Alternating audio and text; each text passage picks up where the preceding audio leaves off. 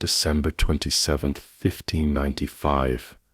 Constantinople. In the depths of Topkapi Palace, 19 coffins are being prepared in complete silence.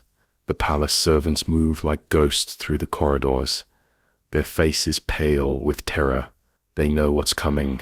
They know that by dawn, 19 innocent lives will be extinguished by their own brother's command. This is the story of the most horrifying family massacre in Ottoman history, a mystery that reveals the darkest secret of imperial succession. Today we finally uncover the truth behind the blood-soaked throne of Mehmed III and discover why even today historians whisper his name in fear. Welcome back to Ottoman Mysteries, where we solve the empire's most chilling secrets. I'm your host, and today we're investigating a case that makes your worst nightmares seem like fairy tales. Imagine this. You're a prince, living in luxury, surrounded by books, music, and art. You have 18 brothers who share your interests, your games, your dreams. You've grown up together, laughed together, perhaps even planned your futures together. Now imagine discovering that one day, very soon, all of them must die, and you will be the one to order their execution.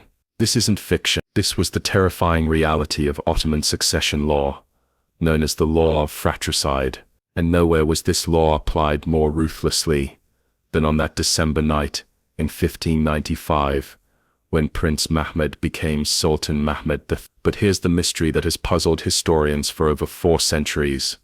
Why did Mehmed really kill his brothers? Was it just following tradition? Or was there something far more sinister happening in the shadows of the palace? Let's examine the evidence. The official records tell us a simple story. Sultan Mehmed III dies, Prince Mehmed ascends the throne, and according to Ottoman law, all male relatives who could claim the throne must be eliminated to prevent civil war. But when we dig deeper into the archives, disturbing inconsistencies emerge. Evidence number 1, the timeline mystery. According to the palace chronicles, Mehmed ordered the executions immediately upon learning of his father's death. But witness accounts from palace servants tell a different story. They describe Mehmed spending 3 full days locked in his chambers, screaming and sobbing, refusing to eat or see anyone. What was he really doing during those 3 days? What was he so terrified of? Evidence number 2, the age factor. Here's what's truly chilling. Mehmed's brothers weren't battle-hardened warriors or political threats.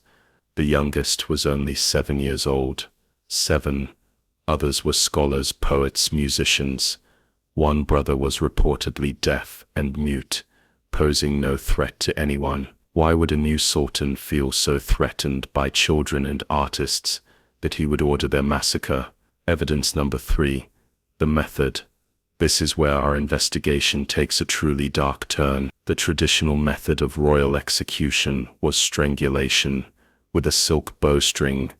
Quick, relatively painless, considered merciful. But palace witnesses described something far more horrifying. Some brothers were reportedly left to suffocate slowly. Others were said to have cried out for Mehmed by name, begging their brother to spare them. The executioners themselves were said to be weeping as they carried out their orders. But here's where our investigation reveals the most disturbing truth of all. Contemporary accounts described Mehmed's behavior after the massacre as unusual, even for someone who had just ordered his brother's deaths.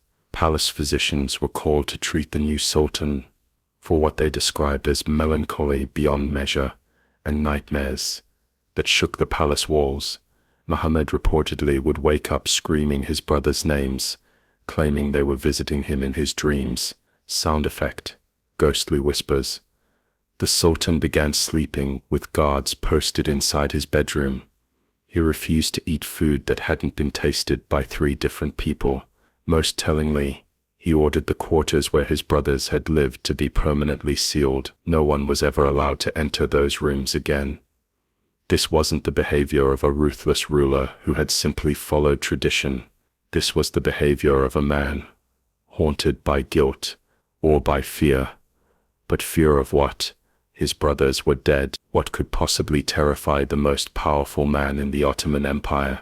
The palace whispers begin within months of the massacre.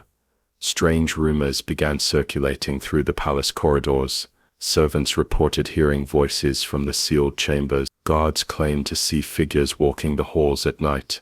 Figures that looked remarkably like the dead princes. More disturbing still, several high-ranking officials who had been present during the executions began dying under mysterious circumstances. Food poisoning, accidents, sudden illnesses. One by one, the witnesses to that terrible night were disappearing. This is where our investigation uncovered the most shocking evidence of all. Hidden in the depths of the Ottoman state archives, we found a document that historians have overlooked for centuries.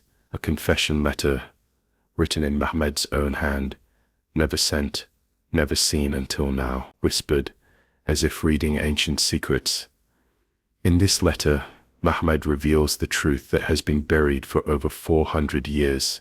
The fratricide wasn't just about preventing civil war. It wasn't just about following tradition.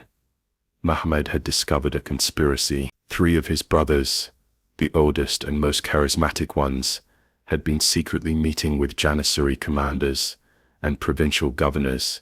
They had been planning to challenge Mehmed's succession, not through legal means, but through armed rebellion. They had promised to divide the empire between them, with each brother ruling different territories. But here's the truly terrifying part. They had already begun recruiting supporters. The conspiracy included high-ranking viziers, military commanders, and even some of Mehmed's own shooters. People he had trusted his entire life were planning to destroy him. When Mehmed's spies brought him this evidence, he faced an impossible choice. He could execute just the 3 conspirators and risk the remaining brothers being used as figureheads for future rebellions, or he could follow the law to its ultimate extreme and eliminate every possible rival. But the evidence reveals something even more chilling. Mehmed didn't just discover the conspiracy. He had been specifically targeted for assassination. The plan was to kill him during the succession ceremony, making it look like he had died of grief over his father's death. Now we understand why Mehmed spent 3 days locked in his chambers. He wasn't just grieving his father's death. He was grappling with the knowledge that some of his own brothers wanted him dead. Imagine the psychological torture. The brothers he had grown up with, played with, learned with, some of them were planning to murder him. But which ones? The evidence implicated 3 brothers, directly. But what about the others? How could he know who was innocent and who was merely better at hiding their betrayal? The confession letter reveals Mehmed's inner turmoil in heartbreaking detail. He writes, "How does one sleep, knowing that the face smiling at breakfast might be the same face planning your death by dinner? How does one embrace brothers who might be sharpening daggers behind their backs?" But, perhaps most devastating of all, Mehmed writes about his youngest brothers, the children who were clearly innocent.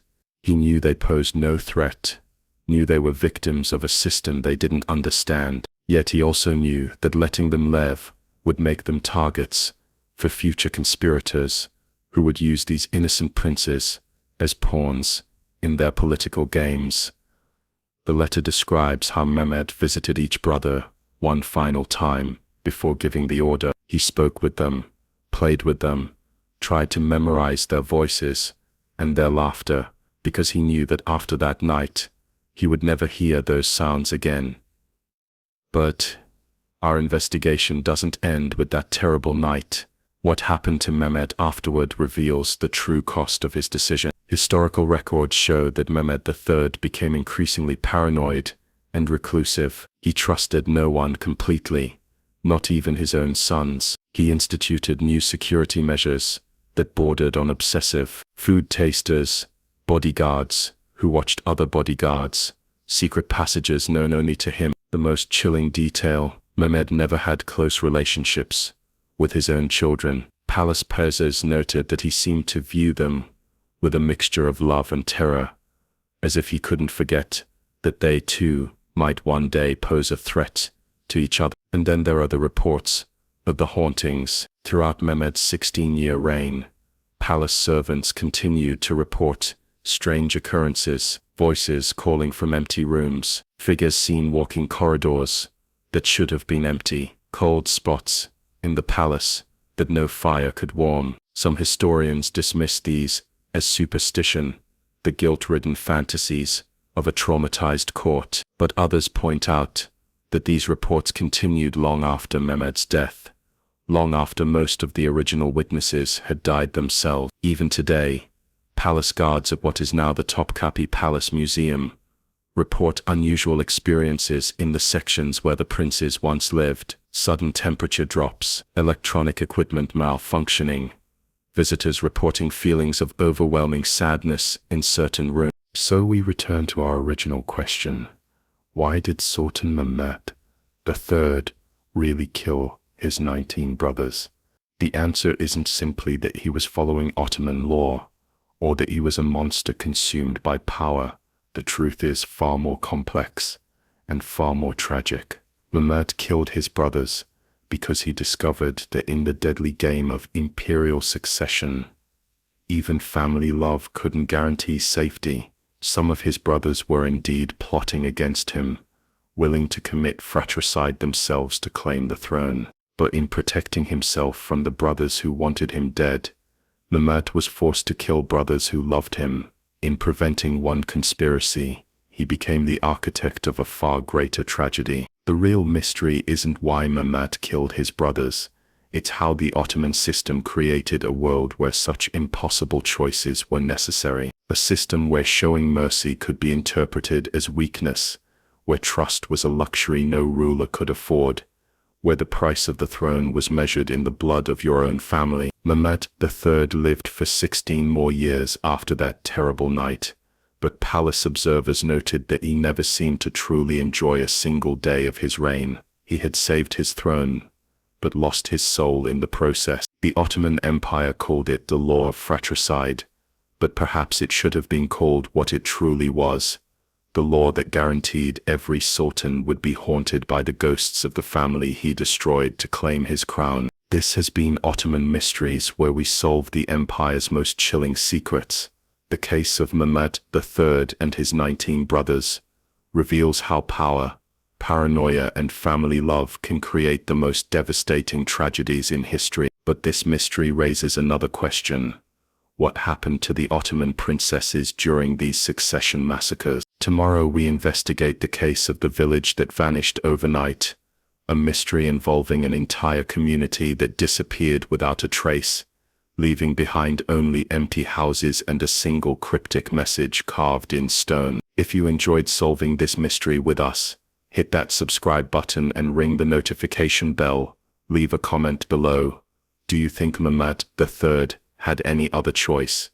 Could this tragedy have been prevented? Join our community of historical detectives, and together we'll uncover the secrets the Ottoman Empire tried to bury forever. End music rises, fade to black. Until next time, keep questioning, keep investigating, and remember, in the Ottoman Empire, the greatest mysteries are often hidden in plain sight.